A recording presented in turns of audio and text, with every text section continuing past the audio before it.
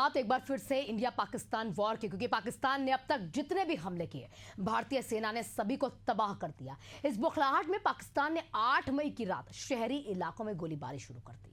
निशाने पर कश्मीर का आखिरी जिला पुंछ।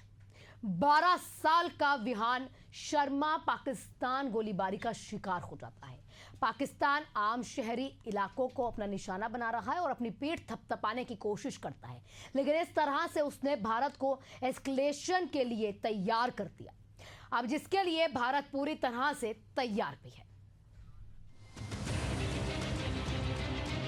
पड़ोसी मुल्क पाकिस्तान भारत को एस्केलेशन के लिए लगातार मजबूर कर रहा है, जबकि भारत अब तक पाकिस्तान को मौका देने की कोशिश में है। लेकिन जिस तरह से पाकिस्तान ने भारत के भीतर आम लोगों को अपना निशाना बनाया है, उसके बाद मोदी के नए भारत से शांति की उम्मीद पाकिस्तान के लिए बेमानी है। जम्मू कश्मीर के मुख्यमंत्री उमर अब्दुल्ला ने स्पष्ट कर दिया है कि भारतीय सेना हर हमले का मुंह तोड़ जवाब देगी। सबसे बड़ी बात तो यही कि उनके तरफ से जो सिविलियंस को निशाना बनाने की कोशिश की गई, जिस तरह जम्मू शहर पे उन्होंने ड्रोन का हमला किया, मुझे नहीं लगता है कि 71 वॉर के बाद कभी इस तरह जम्मू शहर को निशाना बनाया गया हो। लेकिन हमारे डिफेंस फोर्सेस उनको ये क्रेडिट जाता है कि उन्होंने ये सारे ड्रोन जो हैं उनको नाकामयाब किए और उनमें से एक भी ड्रोन जो है निशाने पर नहीं पहुंच पाई। भारत पाक तनाव के बीच जम्मू कश्मीर के उपराज्यपाल मनोज सिन्हा आज उरी सेक्टर पहुंचे, जहां उन्होंने जवानों के साथ वक्त बिताया और उनके जज्बे की जमकर तारीफ करते हुए कहा कि देश की तीनों सेनाएं भारत की आन बान शान है। जवानों के पराक्रम की वजह से भारत आज तरक्की के नई इबारत लिख रहा है। उन्होंने वर्तमान हालात को लेकर कहा कि भारत आज भी अपनी सेनाओं के पराक्रम की वजह से खुद को सुरक्षित महसूस कर रहा है। देश को भारत की सेना पर सदैव फिक्र हो रहा है। जब भी देश पर कोई संकट आया है तो आपने अपना सर्वोच्च बलिदान करके भारत माता के गौरव को बढ़ाने का काम किया है। आपका इतिहास शौर्य पराक्रम से भरा हुआ है। बात पहले से स्पष्ट है, भारत को युद्ध नहीं करना, आतंकवादी ठिकानों को नष्ट किया जाए, यही मुख्य उद्देश्य था।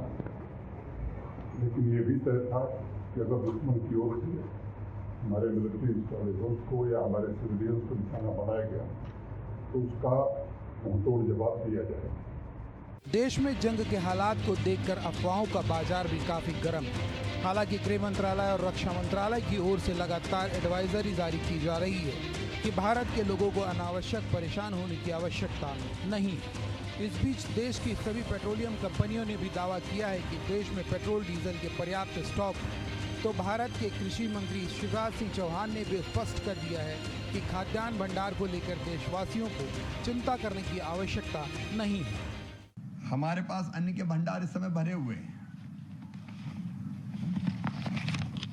अगर आप देखेंगे कि 25-26, 24-25 में 23-24 में कुल खाद्यान्न का जो उत्पादन देश में हुआ था 3,322.98 लाख मीट्रिक टन। इस बार हमारे किसानों ने उसको पहुंचा दिया है 3,474.42 लाख मीट्रिक टन।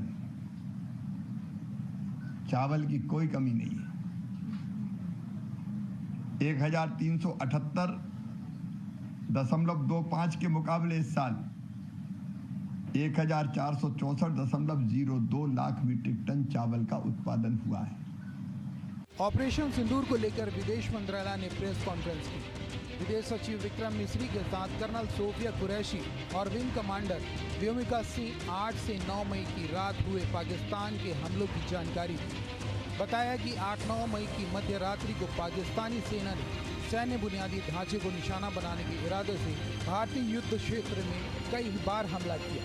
अंतर्राष्ट्रीय सीमा पर 36 स्थानों पर घुसपैठ का प्रयास भी किया। फायरिंग भी की गई, लेकिन भारत ने घुसपैठियों को मार गिराया। 8 से 9 मई 2025 की मध्य रात्रि को पाकिस्तानी सेना ने सैन्य बुनियादी ढांचे को निशाना बनाने के इरादे से पूरी पश्चिमी सेना पर भारतीय वायु क्षेत्र का कई बार उल्लंघन किया। यही नहीं बल्कि पाकिस्तानी सेना ने नियंत्रण रेखा पर भारी कैलिबर वाले हथियारों से गोलीबारी भी की। अंतर्राष्ट्रीय सीमा और नियंत्रण रेखा पर लेह से लेकर सर क्रीक तक 36 स्थानों पर 300 से 400 लगभग ड्रोनों का इस्तेमाल घुसपैठ का प्रयास करने के लिए किया गया। भारतीय सशस्त्र बलों ने काइनेटिक्स व नॉन काइनेटिक साधनों का उपयोग करके इनमें से कई ड्रोन्स को मार गिराया। और अब वह जब सेना के सामने पस्त हो चुका है तो देश के आम लोगों को निशाना बनाने की कायराना हरकत पर आ गया, जो उसकी सबसे बड़ी भूल है, क्योंकि पीएम मोदी देश के लोगों पर हमला करने वालों का क्या हश्र करते हैं, इसका नमूना ऑपरेशन सिंदूर के जरिए दिखाया जा चुका है।